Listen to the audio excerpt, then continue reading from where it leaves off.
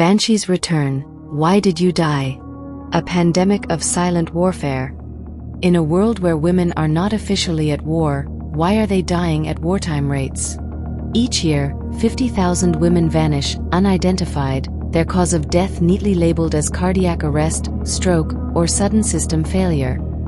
In the bloodiest years of modern warfare, 78,000 lives were lost annually in combat. Yet, no one sees the battle waged against women in the streets of our cities.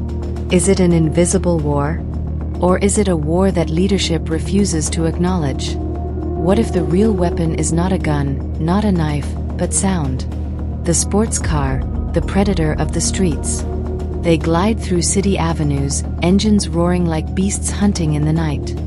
Sports cars, symbols of wealth, status, and power, are more than just luxury machines.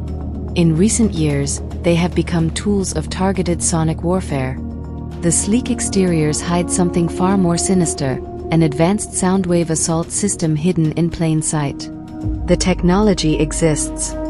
Patent hashtag US 6017302A details how subliminal acoustic manipulation can send electrical surges through the human nervous system, triggering lethal biological responses.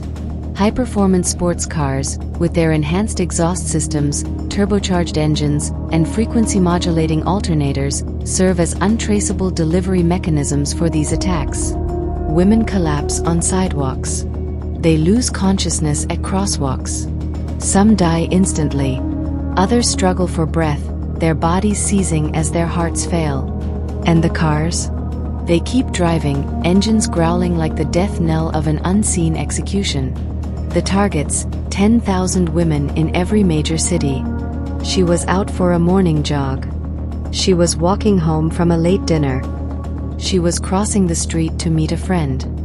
Then, she was gone.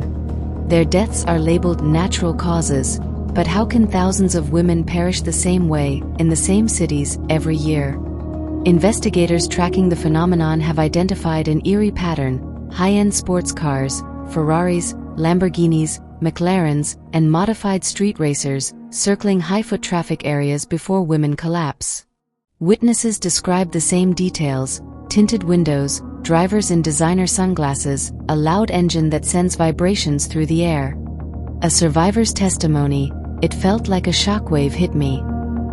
Danielle Carter, 27, was standing outside a nightclub in Miami when a sports car revved its engine just feet away. "It felt like something punched me in the chest from the inside. My vision blurred, my legs gave out, and I couldn't breathe.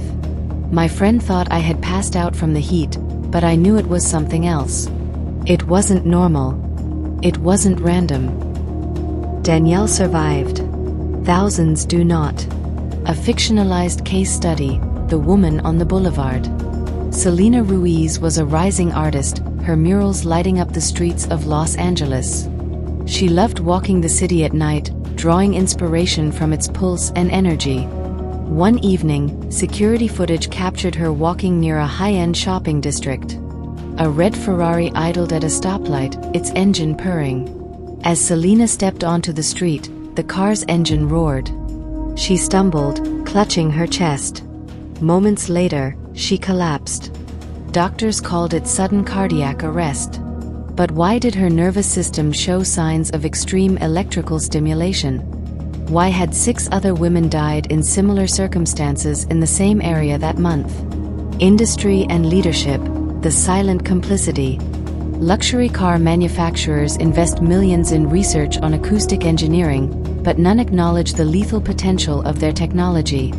Governments enforce speed limits, noise regulations, and emissions controls, yet the deaths of women remain unexplained.